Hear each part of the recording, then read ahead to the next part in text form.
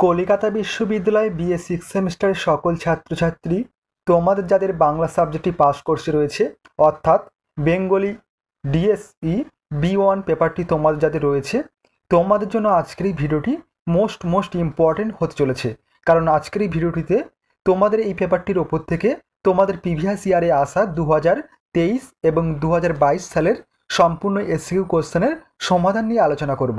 তোমরা অনেক দিন ধরে তোমাদের এই পেপারটির ওপর থেকে নোটস অর্থাৎ সাজেশান দেওয়ার জন্য তোমরা রিকোয়েস্ট করছিলে, তাই তোমাদের রিকোয়েস্টে আজকের এই ভিডিওটি আনা হয়েছে। তাই তোমরা অবশ্যই সম্পূর্ণ ভিডিওটি তোমরা দেখবে এবং অবশ্যই এই ভিডিওটি তোমাদের বন্ধুদের কাছে বেশি বেশি করে শেয়ার করে দিও। কোশ্চেনের অ্যান্সারে যাওয়ার আগে তোমাদের যে বিষয়ে বলার ছিল, তোমাদের এই পেপারটির ওপর থেকে সম্পূর্ণ পিডিএফ নোটস অর্থাৎ স্টাডি ম্যাটেরিয়াল রেডি রয়েছে। তোমরা যদি কেউ পারচেস করতে চাও তাহলে অবশ্যই স্ক্রিনে দেওয়া হোয়াটসঅ্যাপ নম্বরে এসএমএসের মাধ্যমে যোগাযোগ করে সম্পূর্ণ পিডিএফ নোটসটি তোমরা সংগ্রহ করতে পারো। এরপর চলো দেখে নাও তোমাদের দেশভাগ ও বাংলা সাহিত্য এই পেপারটির ওপর থেকে যে প্রিভিয়াস ইয়ারে এসকিউ কোশ্চেনগুলি এসেছিল 2023 সাল এবং 2022 সাল সম্পূর্ণ এসকিউ কোশ্চেনের সমাধানটি দেখে নাও। প্রথমে দেখো 2023 সালের কোশ্চেনপত্রের অ্যান্সার নিয়ে আলোচনা করব। 2023 সালের প্রথম কোশ্চেন ছিল, নীলকণ্ঠ পাখির খোঁজে উপন্যাসের জোটন কয় সন্তানের জননী? উত্তর, জোটন 3 বার নিকাহ করেছে এবং সে 13টি সন্তানের জননী। 2 নম্বর কোশ্চেন, যেন জ্যাঠামশাই ছাড়া বাংলাদেশে তার আর কেউ নাই, এই উক্তিটি কার? উত্তর, উক্তিটি শামসুদ্দিনের। 3 নম্বর কোশ্চেন, নীলকণ্ঠ পাখির খোঁজে উপন্যাসটি প্রথম প্রকাশ হয় কবে? উত্তর, অতীন বন্দ্যোপাধ্যায়ের নীলকণ্ঠ পাখির খোঁজে উপন্যাসটি প্রথম প্রকাশিত হয় এপ্রিল 1971 সালে। 4 নম্বর কোশ্চেন, ধলাকর্তার প্রকৃত নাম কি? উত্তর, রাজমোহন। 5 নম্বর কোশ্চেন, জটায়ু গল্পের প্রধান পুরুষ চরিত্রের নাম কি? উত্তর, নিত্যচরণ। 6 নম্বর কোশ্চেন, রাজা আসে রাজা যায় গল্পের অন্যতম চরিত্রের নাম লেখো। উত্তর, গল্পের অন্যতম গুরুত্বপূর্ণ চরিত্র হলো তোরাব আলী এবং রাজেক। এবং 7 নম্বর কোশ্চেন, ছেলে মানুষী গল্পে আলী সাপ তার বিবি হালিমাকে কেন দাবরানি দিয়েছে? উত্তর, হাবিব সরস্বতী পুজোর অঞ্জলি দিয়েছে ও প্রসাদ খেয়েছে, তাই দাবরানি দিয়েছে। 8 নম্বর কোশ্চেন, এপার গঙ্গা ওপার গঙ্গা গল্পটির লেখক কে? উত্তর, জ্যোতির্ময়ী দেবী। এবং 9 নম্বর কোশ্চেন, পালাঙ্কু গল্পে পাশের গাঁয়ের মোল্লাদের বাড়িতে শখের থিয়েটার হবে, থিয়েটারের নাম কি? পালার নাম হচ্ছে মীর কাসেম। 10 নম্বর কোশ্চেন, মণিমুজি কে কোন গল্পের চরিত্র? উত্তর, সতীনাথ ভাদুরের লেখা গণনায়ক গল্পের চরিত্র হলো মণিমুজি। এবং 11 নম্বর কোশ্চেন, ধাত্রী কবিতায় ধাইমা কবির চোখে কি দিয়েছিলেন? উত্তর, ধাইমা কবির চোখে গোলাপ জল দিয়েছিলেন নতুন পৃথিবীতে অভ্যর্থনার জন্য।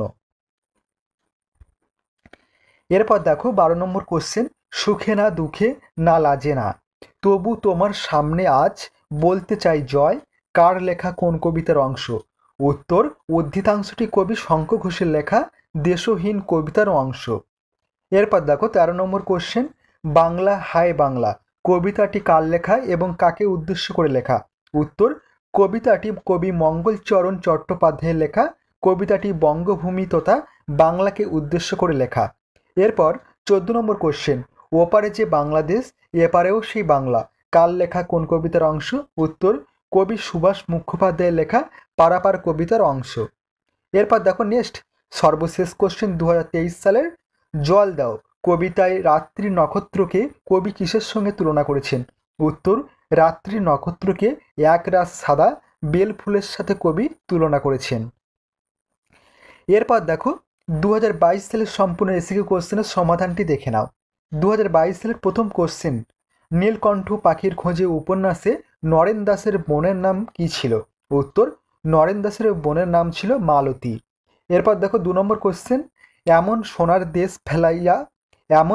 দেশ ফালাইয়া পাগল না হইয়া কেউ যায় অতীন বন্দ্যোপাধ্যায়ের কোন চরিত্রকে নিয়ে এই উক্তি বলিয়েছেন?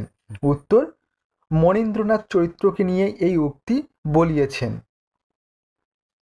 এরপর দেখো 3 নম্বর কোশ্চেন, নীলকণ্ঠ পাখির খোঁজে উপন্যাসে ঠাকুরবাড়ির ক্ষেতের পাহারাদার কে ছিল? উত্তর অতীন বন্দ্যোপাধ্যায়ের নীলকণ্ঠ পাখির খোঁজে উপন্যাসে ঠাকুরবাড়ির তরমুজ খেতে পাহারা দিত ইসম শেখ।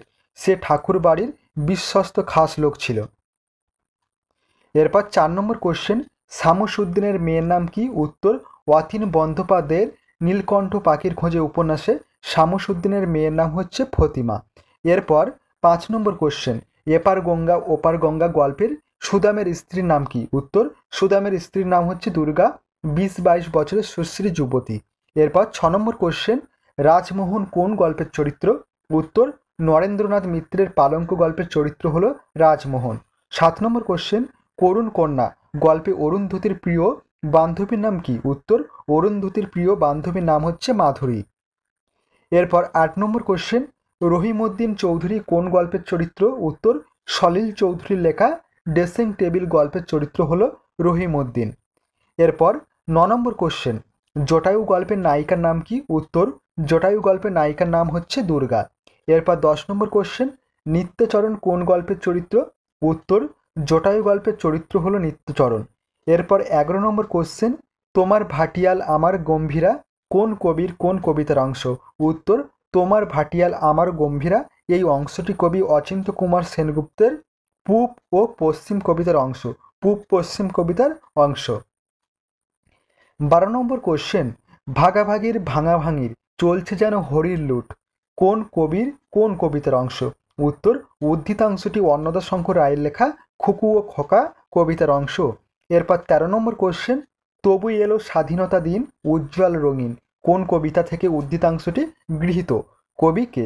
উত্তর তবু এলো স্বাধীনতা দিন উজ্জ্বল রঙিন এই উদ্ধৃতাংশটি কবি দীনেশ দাসের লেখা 15ই আগস্ট 1947 কবিতা থেকে গৃহীত। 14 নম্বর কোশ্চেন, পারাপার কবিতাটি কোন কাব্যগ্রন্থের অন্তর্গত? উত্তর কবি সুভাষ মুখোপাধ্যায়ের লেখা পারাপার কবিতাটি ফুল ফুটুক 1951 থেকে 57 কাব্যগ্রন্থের অন্তর্গত। এরপর সর্বশেষ কোশ্চেন 15 নম্বর, হলুদ ফুলের মাঠের উপর দিয়ে আবার আমি ফিরে আসব কোন কবির কোন কবিতা থেকে গৃহীত? উত্তর হলুদ ফুলের মাঠের উপর দিয়ে আবার আমি ফিরে আসব এই চরণটি নীরেন্দ্রনাথ চক্রবর্তীর তোমাকে বলেছিলাম কবিতা থেকে গৃহীত। এই ছিল তোমাদের সম্পূর্ণ 2022 এবং 2023 সালের এসইউ কোশ্চেনের সমাধান। তোমরা অবশ্যই এই এসইউ কোশ্চেনগুলি ভালোভাবে প্র্যাকটিস করে যেও, অবশ্যই তোমরা উপকৃত হবে। এরপর নেক্সট ভিডিও নিয়ে আসবো তোমাদের জন্য 2021 এবং 2024 সালের সম্পূর্ণ এসইউ কোশ্চেনের সমাধান নিয়ে। তাই বলবো অবশ্যই তোমরা এই চ্যানেলটি সাবস্ক্রাইব করে রেখো তোমরা যারা নতুন আছো, এবং অবশ্যই এই ভিডিওটি তোমাদের বন্ধুদের কাছে বেশি বেশি করে শেয়ার করে দিও, এবং ভিডিওটি ভালো লাগলে অবশ্যই একটি লাইক প্রদান করো।